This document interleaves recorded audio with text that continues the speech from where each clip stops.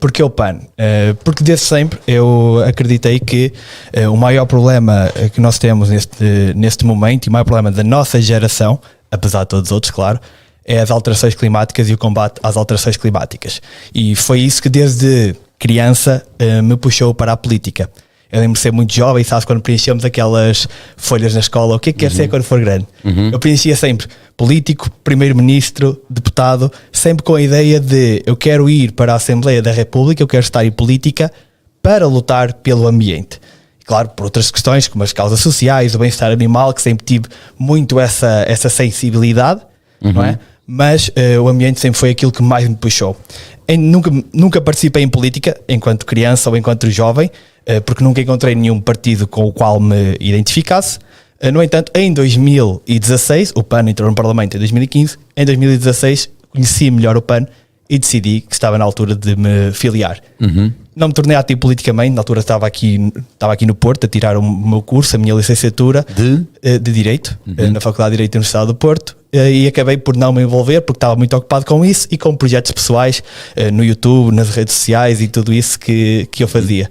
Só depois, quando acabei o curso, é que decidi, quando fui estudar depois fazer o mestrado também para a Universidade do Minho, é que tinha mais algum tempo, porque já tinha menos aulas, e decidi, ok, está na hora, e também estava no meu distrito, que é o distrito de Braga, está na hora, vamos avançar. E tu és de onde? Eu sou de Celurico de Basto. Celurico de Basto. Eu estava a notar aí o sotaquezinho. Sim. Até achava que eras da Régua ou Vila Real. Não, mas é parecido, não é? O sotaque. É um pouco, mas isso é uma questão interessante, que eu só me apercebi que tinha sotaque, só descobri que tinha sotaque. Quando começaste a ouvir? Quando vim para a universidade aos 18 anos. Pois. Porque antes, lá em Celurico todos temos este sotaque, não é? Exato. E eu nunca me tinha apercebido disso, e agora sempre que falo, vou muitas vezes a Lisboa e tudo isso, as pessoas se reconhecem logo. Você é do norte, você é ali de que zona? Eu tenho que ficar, Celurico de Basto, uma zona rural, como sabes, não é?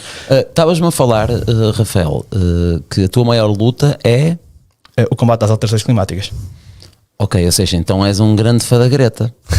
Sou um grande fã da Greta, principalmente daquilo que ela conseguiu, marcar uma agenda que criou uma verdadeira onda verde por todo o mundo, mas especialmente aqui na Europa. Até recentemente a Ursula von der Leyen, a Presidente da Comissão Europeia, disse que se não tivesse sido a Greta, não teria existido o Pacto Ecológico Europeu, este grande conjunto de medidas que a União Europeia quer aprovar para combater as alterações climáticas, que neste momento, como aquela onda que a Greta criou na altura já baixou um pouco, até está a ficar na sua maioria para trás, ou seja, uma grande parte das propostas ambientais de que estávamos à espera não têm saído, ou quando saem numa versão muito mais minimizada, digamos assim. Então, mas ok, respeito isso, não é?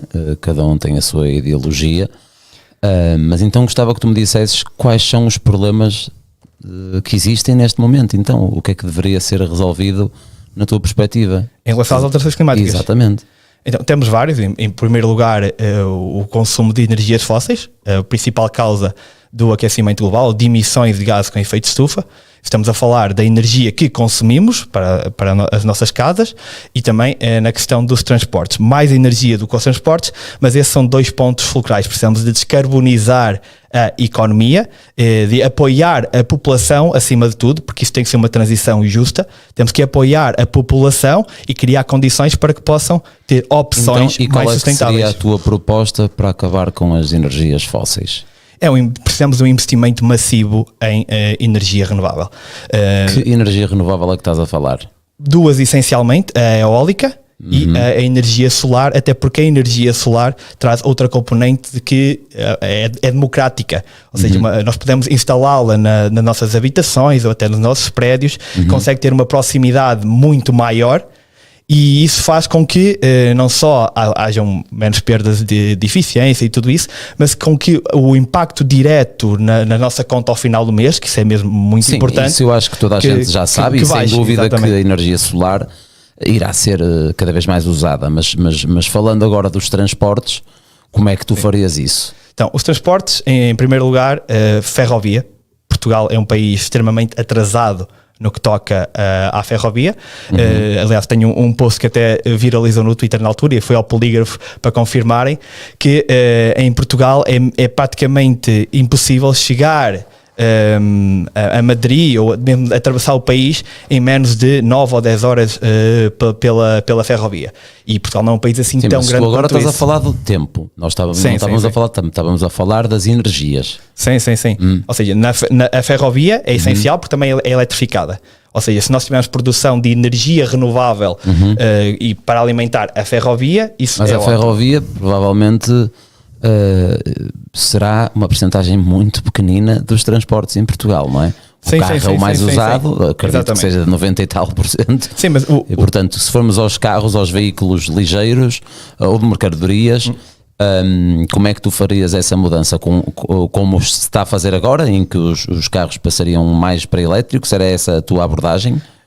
Isso pode ser uma segunda ou terceira abordagem, porque a primeira tem que ser mesmo uma maior aposta nos transportes públicos para que as pessoas estejam menos dependentes da utilização do automóvel. E o PAN tem promovido isso não só na ferrovia, mas, por exemplo, é pela mão do PAN que hoje os jovens têm passes gratuitos nos transportes. Certo, mas Rafael, desculpa interromper-te, mas Sim. tu podes ter melhores transportes. Há muita gente que usa transportes e os transportes deviam ser mais usados. Concordo contigo nesse aspecto, mas as pessoas não vão deixar de usar o carro. E as pessoas hoje em dia, por exemplo, no Porto, o metro tem boas condições. O metro do Porto tem ótimas condições. Comparado, por exemplo, a Lisboa e por aí fora, acho que é o melhor metro do país. Precisa de melhorias, mas sim. Como tudo, não é? Tu também precisas de melhorias, eu também preciso de melhorias, não é? Que não podemos também só, não é? Temos que ver também o lado positivo das coisas. Agora, as pessoas usam um carro porque precisam de usar carro, porque o conforto é diferente, porque não têm que estar à espera X tempo, e os carros vão ser sempre usados. Para ti, a energia elétrica nos carros seria a melhor abordagem ou não? Para os casos onde não seja possível, porque as pessoas usam o carro porque é mais confortável, é mais rápido e tudo isso. E vão continuar a usar, já sabemos isso. Depende das situações. Não depende, por exemplo, não depende. Eu não vou usar metro para ir a uma reunião em Braga. Primeiro nem há. Mas mesmo que houvesse, eu ia de carro. Porquê? E se porque fosse vou mais rápido. E se fosse mais rápido ir de ferrovia?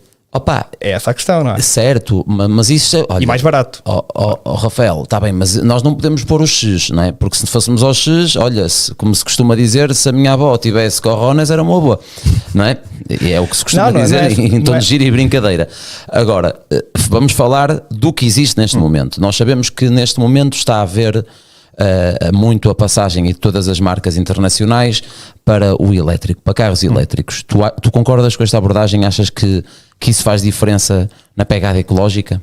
Isso faz diferença na pegada ecológica. Sabemos que depois de um certo uso dos automóveis, sabemos que os automóveis elétricos inicialmente na produção têm uma pegada superior aos automóveis a combustíveis fósseis. A partir de um certo nível de quilómetros e de utilização já começa a compensar. Mas isso tem ainda outro impacto muito importante, que é o impacto mais direto até nas nossas vidas e das pessoas que vivem, dos elétricos. Que vivem nas cidades. Sim, a utilização de elétricos tem outro impacto mais importante. O barulho, se calhar. O barulho e a poluição do ar. Porque são 400 mil pessoas por ano na União Europeia que morrem por causa da poluição do ar. 400 mil. E a principal causa são os automóveis nas cidades. Okay. E agora, quando as baterias de lítio ficam sem vida, porque elas são finitas, não são infinitas, não é? Para onde é que vão essas baterias? As baterias neste momento, ao contrário do que acontecia há uns anos atrás, neste momento já são recicladas e reutilizadas. Não só... Há quanto tempo? Por acaso não tenho, nem sabia disso. Ou seja, aquilo que eu sei é que são o lítio, as baterias de lítio são muito perigosas. Perigosas no sentido porque não se vão degradar, não é? E porque tinha que haver quase um cemitério dessas baterias. Existem esses cemitérios e que muitos desses até estão, não estou a dizer que isto é uma verdade absoluta, é a informação que eu tenho, não é? E que li ou que pesquisei, que estão até debaixo da terra para tentar que seja o menos contaminado possível, o envolvente, não é?